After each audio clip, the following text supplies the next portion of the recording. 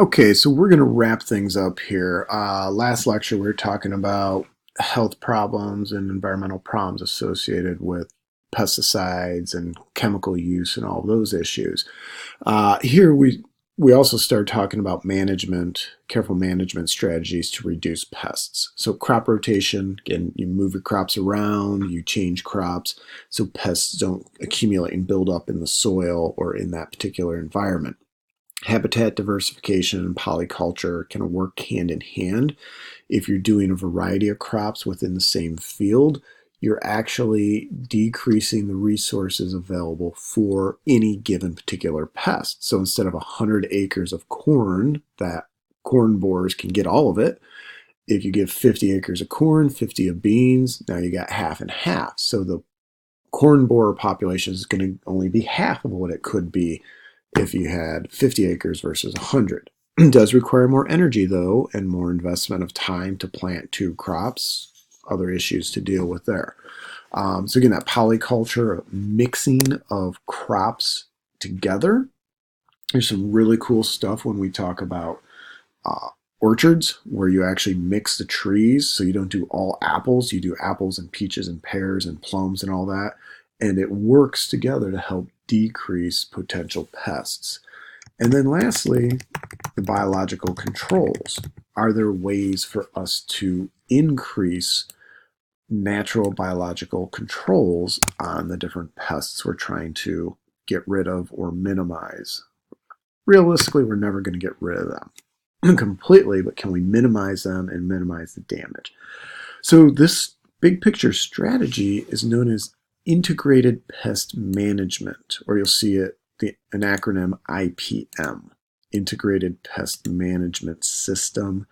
What it is an ecologically based strategy that is applied at specific times against specific pests. So instead of this broad scale, let's just throw all these chemicals at the pests year round, every week we're spraying, you wait until there's a problem, then you address it. If a problem comes up again, then you address it. It's kind of like going to the doctor. You don't go to the doctor every week and take an antibiotic every single week. You wait until there's a problem, you identify the problem, you come up with a specific strategy, and then you try to eliminate that problem with that specific strategy. So it actually is a whole lot better than what we're doing. But it takes more time, takes more knowledge, takes more energy, but it actually is more cost effective. So here's an example of what it did or how it can work. India experimented with this for years and actually did really well. And they're trying to apply it across larger scale agriculture. So traditionally, they go out and use insecticide 4.5 times during the growing season for rice. Using pest management, using biological control, they still have to spray, but they only sprayed 0.5 or half an application versus 4.5. Now the cost to the farmer, your chemical cost and your labor cost drops dramatically. The cost to the government, when they talk about subsidies and environmental damage and all those other things, drops dramatically. And then the rice yield per hectare went up. It actually went up. Less effort, less cost, higher yields, using alternative pest control strategies. So the hope is to move more of the agricultural world to this, to try to get this to be mainstream instead of the extreme, and get more people looking for this. If consumers demand this, if consumers are saying, we want more organic, and you're willing to put your money towards it, the industry, the market will produce it. And the more we produce, the more the price keeps going down.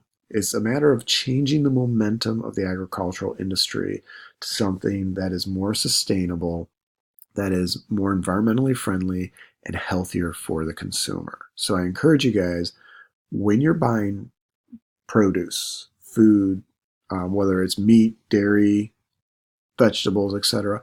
Look for this stuff. Don't go for cheap. Don't always focus on cheap. And I know it's difficult when we look at finances and you look at the big picture, but long term, saving a few dollars now may cost you a lot more later in life if there are health issues like cancer and immune system problems and all these other issues. So, can we do this? Or do we raise our own? Doesn't take a lot to grow some of our own produce. You don't need a big space. You can do it container garden. You can save a lot of money by just planting a couple tomatoes and a couple cucumbers and just a few things in your backyard or on your porch or a little garden. You can save hundreds of dollars, and it's healthier, it's local, it's environmentally friendlier. Get everybody to do just a little bit, and that does add up and makes a big difference. So, all right, so let's think about that when we talk about the future of the farming industry, agriculture, and what we can do that's going to be beneficial for the larger population long term.